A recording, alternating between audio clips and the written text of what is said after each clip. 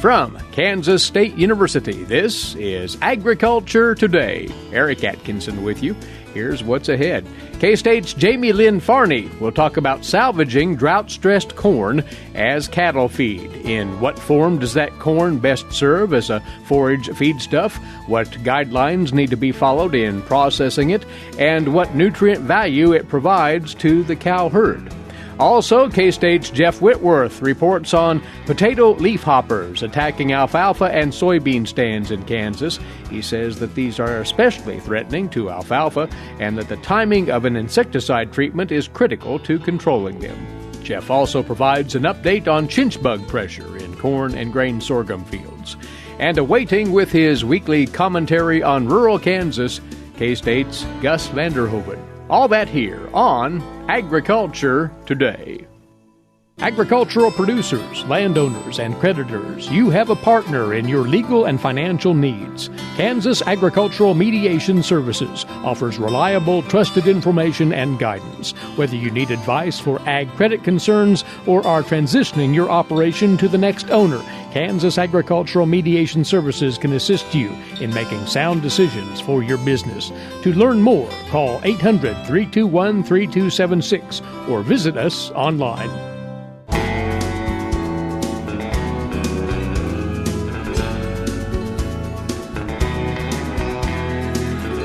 You're listening to Agriculture Today.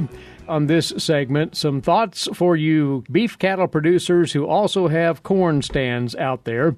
And in fact, that corn may be struggling through these last few weeks and to the point where there's some question as to whether it should be taken for grain or utilized somehow as a beef cattle forage. We'll speak to that latter option today with our guest, beef systems specialist, Jaymelynn Farney. She is based at the Southeast Research and Extension Center for K-State.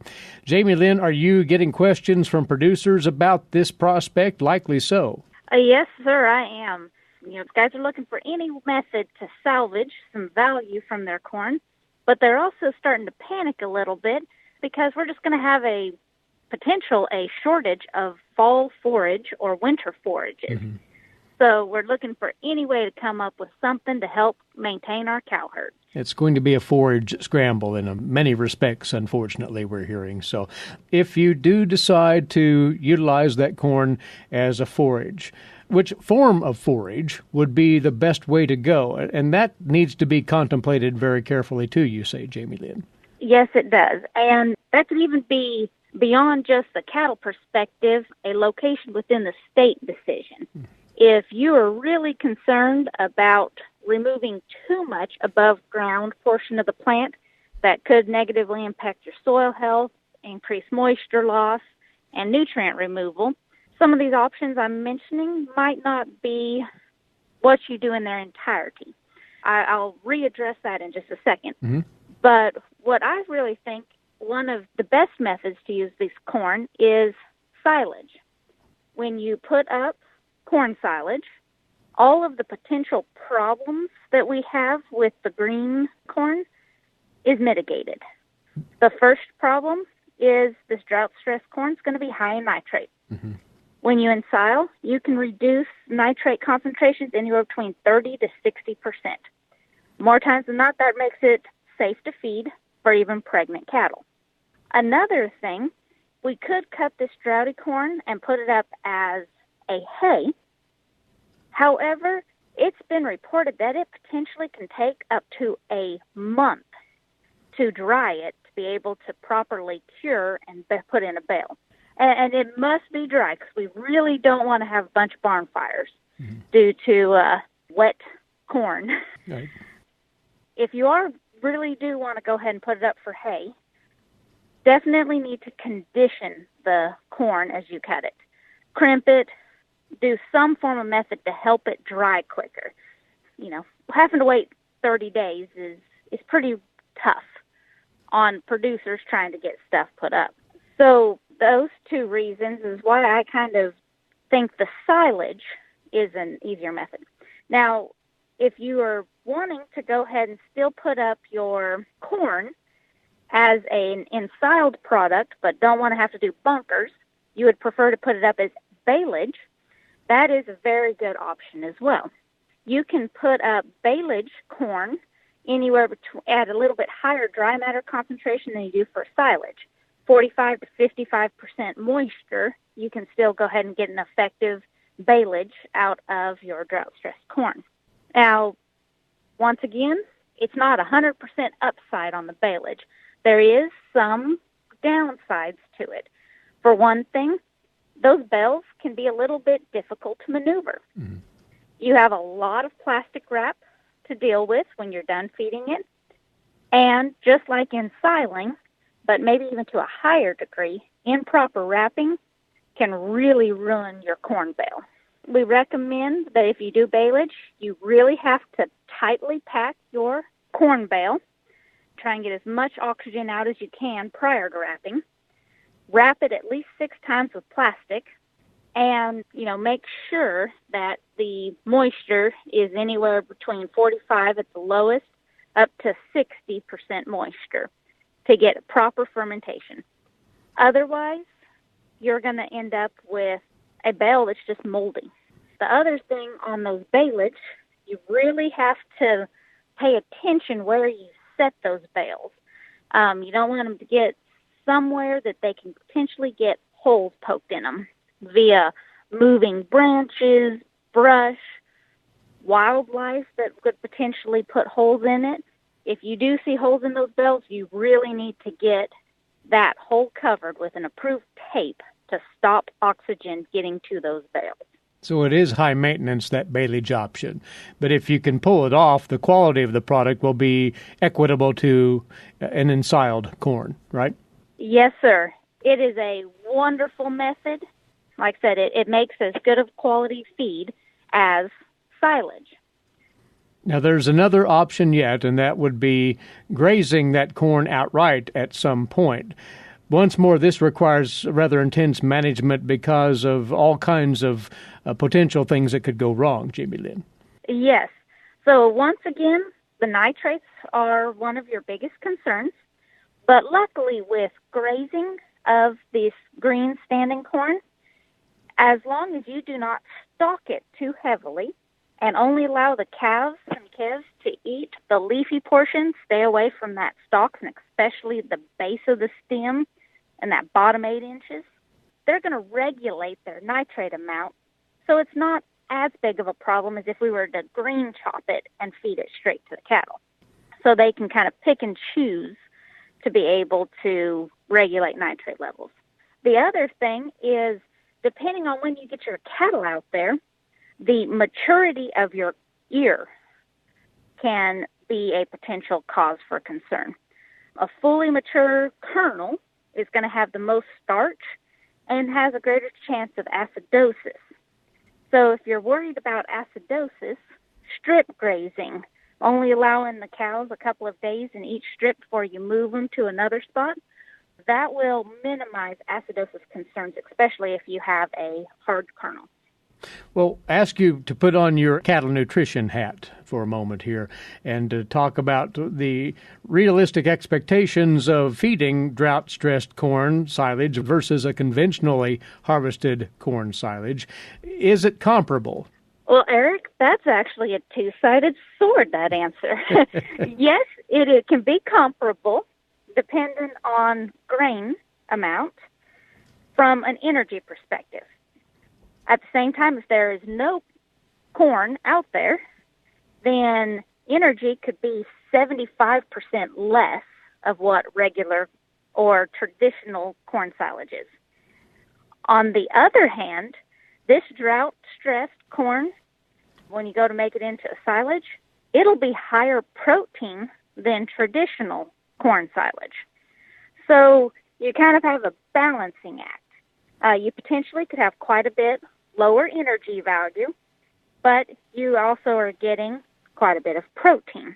And just like with your traditional corn silage or regular growth corn silage, on this drought corn silage, before you go to feed it, make sure to get a forage analysis. Mm-hmm. Identify just how much of a reduction in energy you might have and be able to build that back up using corn or wheat or some other grain to meet your performance demands.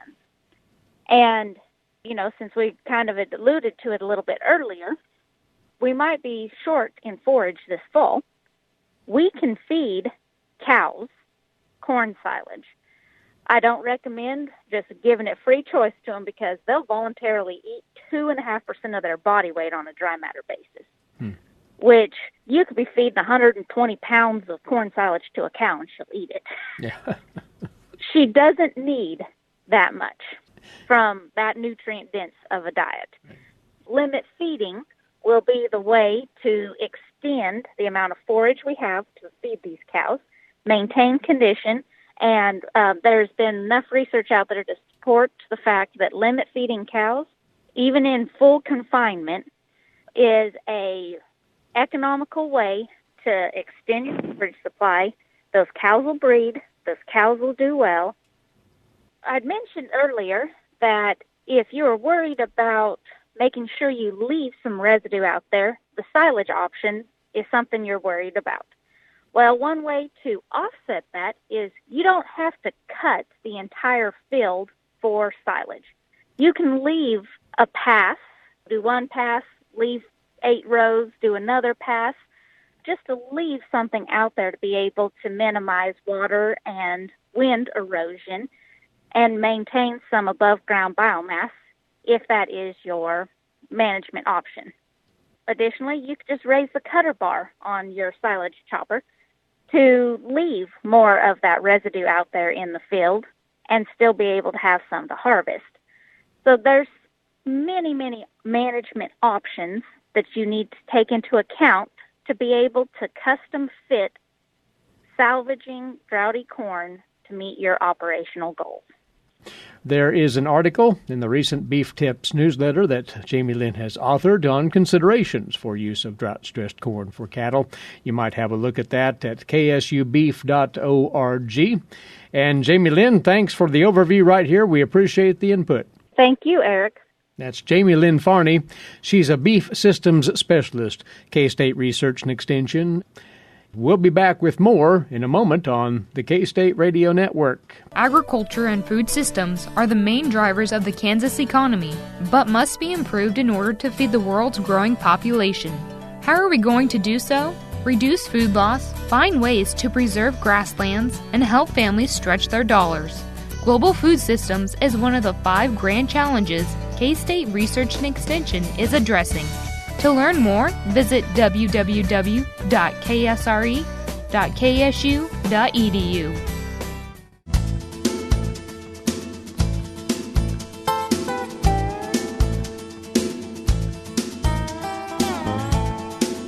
We're back now on Agriculture Today, and for the latest on insect activity in our field crops around Kansas, we turn once again to Jeff Whitworth, crop entomologist, K-State Research and Extension, find out what he's seeing in field, what he's hearing about from producers and from extension agents around the state.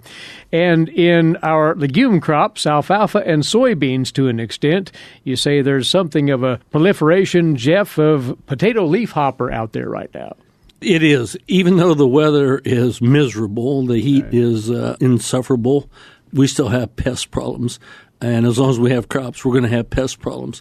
And as you just said, the soybeans are growing pretty well, actually, surprisingly, because of the weather conditions. But right now we are seeing an influx of potato leafhoppers in soybeans. And I get a lot of calls about potato leafhoppers this time of year.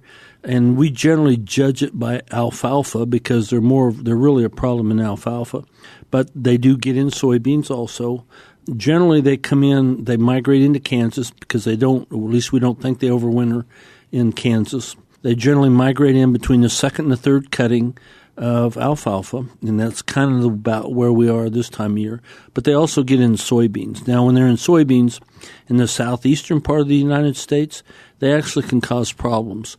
But in Kansas, even though there can be a lot of them and it gets everybody's attention, they really have not been shown to impact yield. Now, they will, when they're feeding, they will crinkle the leaves of the soybean plant. So if you're out looking at your soybeans and the leaves look a little drier than normal and the edges are crinkled up, cup-shaped, Probably that's due to the potato leafhopper feeding, because they suck the juice out of the plant. Whether it's alfalfa or soybeans, they suck the juice out of the plant.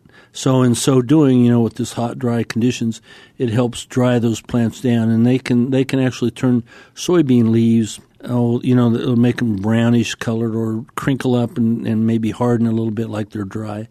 But we've never seen them actually cause a problem as far as yield goes in soybeans. Not true in alfalfa. In alfalfa, because of their feeding, and alfalfa is a cool weather crop, they are sucking the juice out of the plant. Depending upon the density or the numbers that are out there, that can really damage alfalfa, set it back at least, especially this time of year when it's struggling with the heat anyway. And most alfalfa is not irrigated, so sometimes it's struggling with moisture. But they also inject a toxin. As they're feeding in alfalfa, they inject a toxin into the plant, and that will cause what we call hopper burn, kind of a yellowing of the edges of the leaf. Sometimes it's in kind of a V-shaped pattern. If there's enough of it going on, that yellowing or chlorotic looking will extend down through the leaf, down into the stem. They can actually kill out stems, and if it goes on, they can actually kill plants. So you're talking crop loss at this point? Yes, in alfalfa, they can cause problems two different ways, simply by their feeding on the plant, because it helps them lose moisture, and by the injection of the toxin. Right now, in mid-July, they're just coming into the state. I mean, we just started picking up the first potato leafhoppers maybe 7 to 10 days ago. So what traditionally happens, and again, every year is a little bit different based upon weather conditions, but traditionally or historically what happens, these things will migrate into the state from about the first part or mid-June till about the first part of August or mid-August, again, depending upon the weather. And when they first come in here, what we're first seeing, and that's what we're seeing right now, are the adults. The adults will lay eggs. The females will insert the eggs into the stems. They'll lay the eggs, and then those little nymphs will hatch, and they will feed also. So you're increasing the numbers of potato leafhoppers feeding on these, on either crop, soybeans and or alfalfa.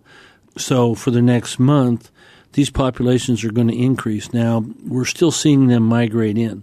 So I would guess probably another week or two, most of the migration will be over with, but we'll still have a bunch of them. That's when the majority are in the state and they're laying eggs and the nymphs are hatching. The challenge here is in knowing when to treat then, because you want to maximize the effectiveness, yet that could be a bit tricky given this flow of potato leafhoppers. It is. When you treat for insects, it's all about timing.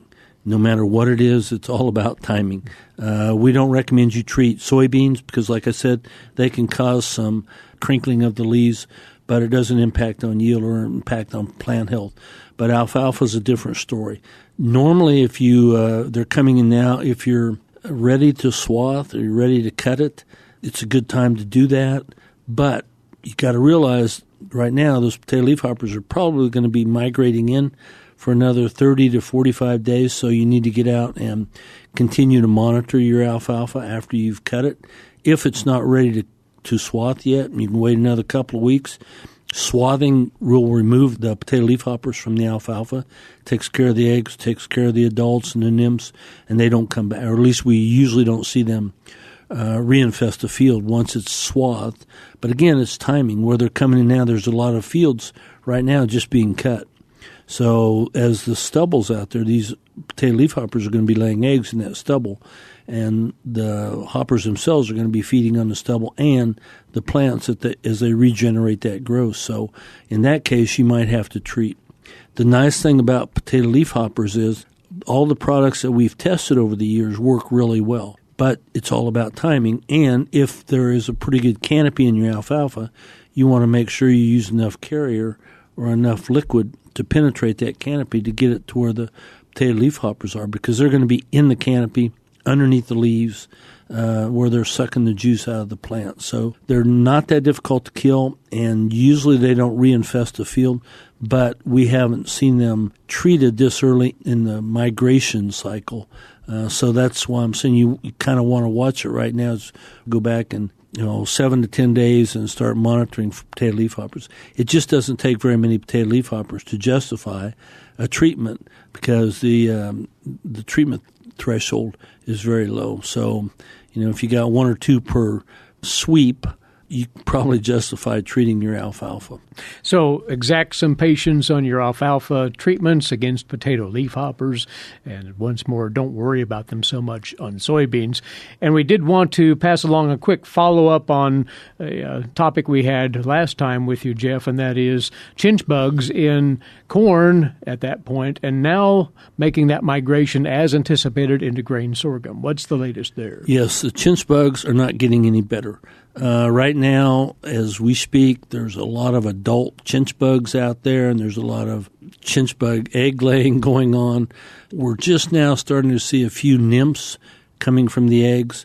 So that means these nymphs are going to be developing for another 20 to 30 days into an adult, and then those adults are going to do the whole cycle again.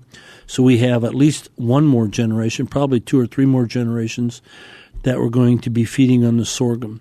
One of the questions I'm getting is, does it justify treating my sorghum for chinch bugs? You know what? In my opinion, it does. It just depends on how many there are throughout the field. If they're just along the edges, maybe not, or just treat along the edge. But one of the problems we're getting into as the sorghum gets bigger, if this year, 2018, is anything like 2015 and 2016, we may have a problem with sugarcane aphids later on. And if we spray our sorghum with a foliar insecticide, it will take care of the beneficials.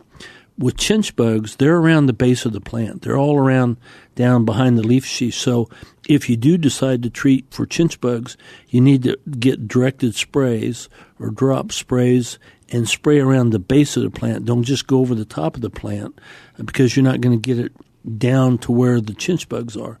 And these are contact insecticides. But what's going to happen if you don't treat, or even if you don't get a good control with your insecticide, these chinch bugs are going to increase, and as they suck the juice out of the plant, more and more, they're going to get larger and larger and more of them. We have some pretty good data showing even in August and September, you get some stock lodging and some reduced head sizes because of the chinch bugs sucking the juice for the next month or 2 out of the plant, especially if we don't get timely rains.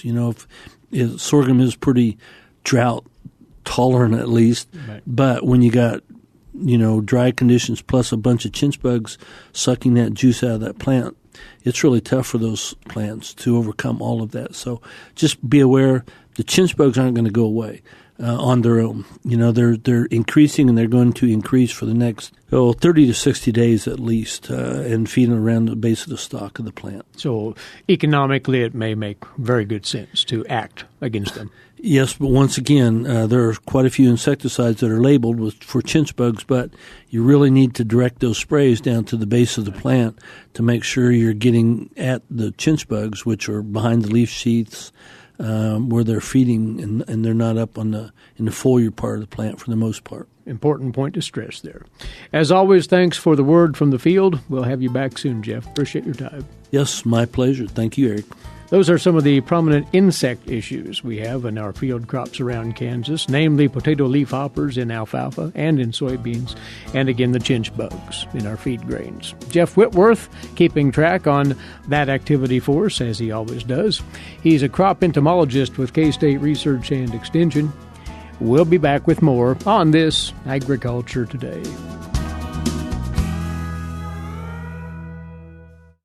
What is radon? Home exposure to radon gas is the leading cause of lung cancer death in the United States for non-smokers. In Kansas, 1 in 4 homes will test at or above the EPA action level. The Surgeon General recommends all homes be tested and fixed if necessary. Visit kansasradonprogram.org for more information. Test, fix, save a life. This message brought to you by the Kansas Radon Program, the Kansas Association of Broadcasters, and this station.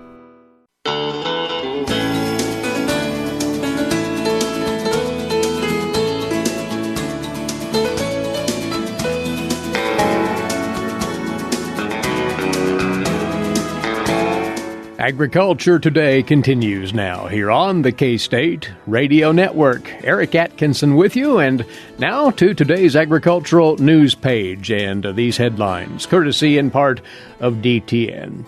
Well, as you've heard, the White House yesterday announced it would assess 10% tariffs on a further $200 billion in Chinese goods. That won't take effect for at least 2 months, giving time for public comment. The new round of tariffs comes on top of two others. The $34 billion went into effect this past Friday, another $16 billion to follow.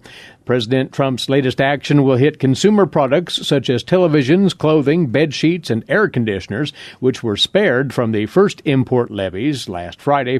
Yesterday's announcement including a 205-page public notice and a list of the individual products that could be hit by the new 10% tariffs. The president asked the U.S. Trade Representative back on June the 18th to consider an additional $200 billion in tariffs after China said it would pursue retaliation if the U.S. made good on its threat of duties on Chinese imports. The trade representative said yesterday it would hold public hearings August the 20th through the 23rd on the products and goods it proposes to impose tariffs on. The final decision on the tariffs will be made after August the 30th. China reacted angrily, as you might expect, calling the move a totally unacceptable escalation, vowing to roll out unspecified countermeasures.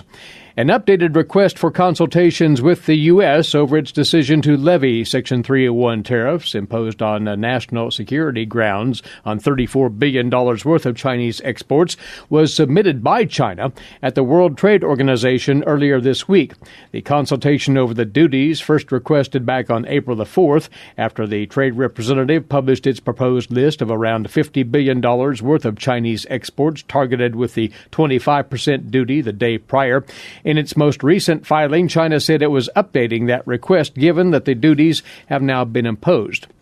And China warned that the U.S. tariffs will backfire with the public once the negative effects become apparent. Chinese Foreign Ministry spokesperson Liu Kang told China's state-run media outlet that it was China's prerogative to fight back when its legitimate rights are undermined, in his words. Indeed, the tariffs' impacts are being closely watched in Congress. Many members strongly oppose the administration's moves over the potential harm to domestic producers. Some, like Senators Pat Toomey of Pennsylvania and Bob Corker of Tennessee, as well as others, have gone so far as to draw up legislation that would rein in executive branch Section 301 tariff authority, but have limited success in attaching that language so far to other bills. An attempt to add such an amendment to the recently passed Senate Farm Bill failed late last month. Toomey is insisting that the plan he and Corker have drawn up will get a vote in the Senate, but he told Bloomberg that exactly on what and in what form remains to be determined. Part of the reason why the wheat market has yet to rally post-harvest is that the nation's spring wheat crop in the northern plains is in unusually good condition for this time of the year. Here's more from the USDA's Gary Crawford. As we start this week, the condition of the nation's spring wheat has improved so that 80% of the crop is rated in good to excellent condition. It is very unusual once the crop's heading out and you move into July to see crop conditions as high as what we're seeing in 2018. In fact, we had Agriculture Department meteorologist Brad Rippey go back over 23 years of records, and he told us there is only one other year, once you get into early to mid-July, that we have seen crop conditions 80% good to excellent or greater, and that was 2010. At 83% on the 11th of July, 2010, and it stayed like that all the way to harvest. So this year, 80% good to excellent. Question is, can we sustain those very high crop conditions? The crop will be dealing with some hotter than normal temperatures over the next week or two. And we're getting to the point where the crop will be filling, so heat can still be important at this point, but there's no signs of it really falling off the tracks at any point in the near future. And we'll keep tracking it all season. Gary Crawford for the U.S. Department of Agriculture, Washington. Well, weeds are always a challenge for Kansas farmers, ranchers, and other landowners. Todd Domer tells us here that a new state law streamlines the official process of listing noxious weeds. One of the new laws that went into effect in Kansas July 1st deals with how noxious weeds are designated. A bill approved by the 2018 Kansas legislature and signed into law by the governor authorizes the Kansas Secretary of Agriculture to designate a noxious weed by the adoption of a regulation. The designation must be approved by the new 13-member Noxious Weed Advisory Committee, which is composed of individuals from both the public and private sector, and specifies the inclusion of farmers, ranchers, and landowners. Previously, a noxious weed only could be designated through passage of a bill by the entire legislature. Under the new law, the state ag secretary can make an emergency noxious weed declaration, but it cannot be permanent until approved by the advisory committee. Another provision authorizes any board of county commissioners in Kansas, with approval from the ag secretary, to publish a list of noxious weeds within a specific county. In addition, the new law requires all forage, straw, or mulch used on state lands to be certified weed-free. I'm Todd Domer. And, by the way, we'll explore further details on the new regulations regarding noxious weeds with the Kansas Department of Agriculture's Scott Marsh on tomorrow's broadcast. And in a surprise move that caught media outlets flat-footed, the USDA announced yesterday that the agency would end its more than a century-old practice of lockup events ahead of the release of USDA reports, such as the World Agricultural Supply and Demand estimates and the crop and livestock production reports. Agency officials told reporters that the decision was mainly due to an inherent latency advantage that some news outlets were providing to trading customers, which allowed those traders to make high volumes of trades within the first 1 to 2 seconds following the report's release. That creates an unfair advantage to those traders versus the public at large, according to USDA Chief Economist Robert Johansson. Providing media access at the same time as the general public levels the playing field and makes the issuance of the reports fair to everyone involved, according to USDA Secretary Sonny Perdue. Media outlets voiced concern that rather than leveling the playing field, the change would make it even more difficult for farmers and other users to digest and act on the pages of raw data that the USDA releases. The next WASDE report, which will be released tomorrow morning at 11 o'clock, will still be conducted under the long-existing system. The first crop report under the new rules will be the August 10th WASDE report and the crop production report from the National Agricultural Statistics Service. We'll be back with more after this break. You are tuned to the K-State Radio Network and Agriculture Today. Have you ever thought about where your food comes from? If you're thinking the grocery store, think again. Facts show that the American farmer feeds more than 129 people. They are continually increasing and improving their operations. A wide variety of crops and livestock are grown in Kansas as well as the United States, providing food to your dinner plate. Next time you see a farmer or rancher, thank them. For more information, contact K-State Research and Extension.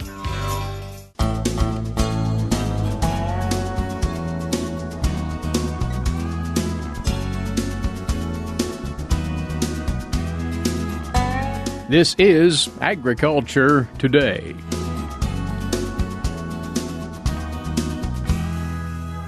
Stop, look, and listen. This is our state, Kansas. But before he could finish the sentence, I said, "Forget it." That's Gus Vander Hoeven of Kansas State University with comment on life in rural Kansas. My friend called, and after the usual banter, he said, "I have a question." And I said, "Fire," meaning ask. He followed with, "I was in town at the store, and they had blue..." But before he could finish the sentence, I said, "Forget it." I knew what he was going to say, blue spruce. And I just cannot recommend it for where he wants to plant 5 evergreens, even though the plants were on sale. It reminded me of a story I read in the Kansas City Star a few years ago titled, "Your Backyard." A simple backyard landscape drawing showed and listed plant material, even a few birds and honeybees, as regular visitors to a backyard landscape. The point the article made was that much of the plant material, trees, vines, shrubs, ground cover, flowers, grasses, and some animals are all imported and have become common trade goods in the nursery industry. However, their origin may be Europe, China, Asia, Africa. The trade sells a beautiful lilac, one of many to choose from, Korean lilac, Miss Kim. Where do you think the plant originated? Korea, of course. What about English ivy, a very aggressive grower? It came from England. Even Kentucky bluegrass does not come from Kentucky, but originated in Europe. It has been improved upon through breeding programs and further plant selection. Both the commonly found barberry and yew are introductions from Japan.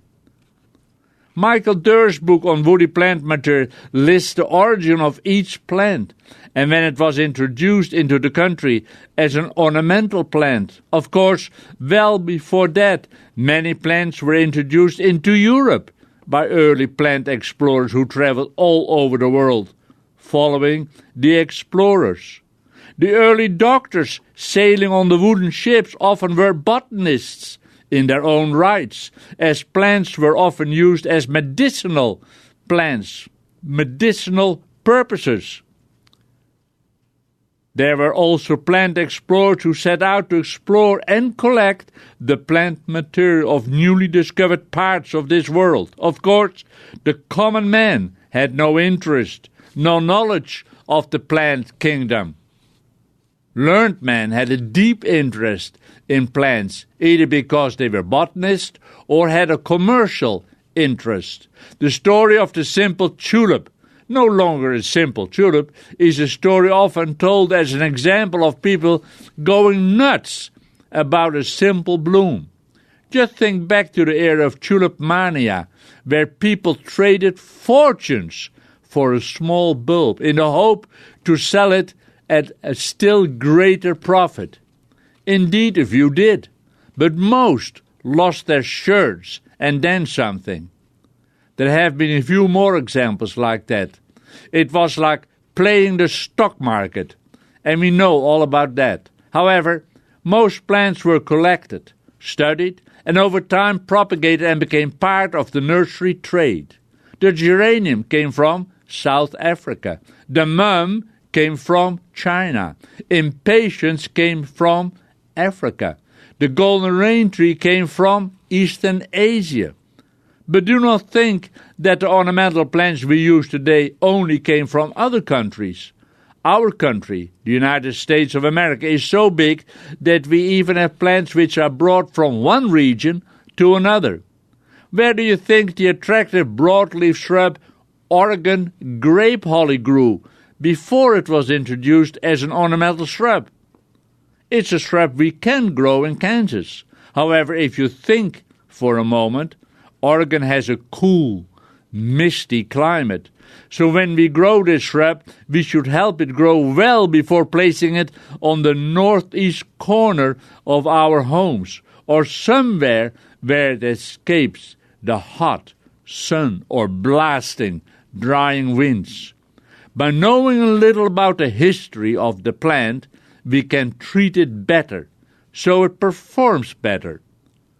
The closer home the plant is found in its native habitat, the easier it will be to grow it, successful in the home landscape. Eastern Kansas has a wide variety of trees to select from. However, when moving trees further west, the selection of a particular tree needs to be done so that soil type and future exposure are kept in mind. The same goes for shrubs.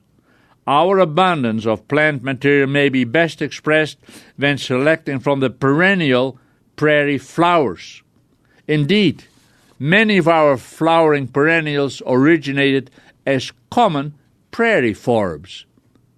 Black-eyed Susan, the phlox, butterfly weed, yarrow, gay feather, goldenrod, and not to forget several of the ornamental grasses such as bluestem, Indian grass, and some lawns, buffalo grass.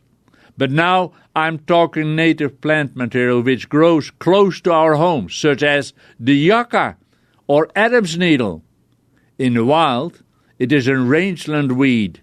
However, cultivated and improved upon through selective breeding, it does become an interesting garden plant, adapted to Kansas. At times it may be tough to keep home landscapes looking green and fresh in our state, especially in western Kansas. But what is interesting is that by knowing the origin of plants, one can think of him or herself to be in a very exotic place, from Korea to China to Japan. Gus Vander Hoeven of Kansas State University with his weekly commentary on rural Kansas. Our time's away for today. We'll be back this same time tomorrow and hope you'll rejoin us then. Meantime, a good day to you. Eric Atkinson here. This has been Agriculture Today over the K-State Radio Network.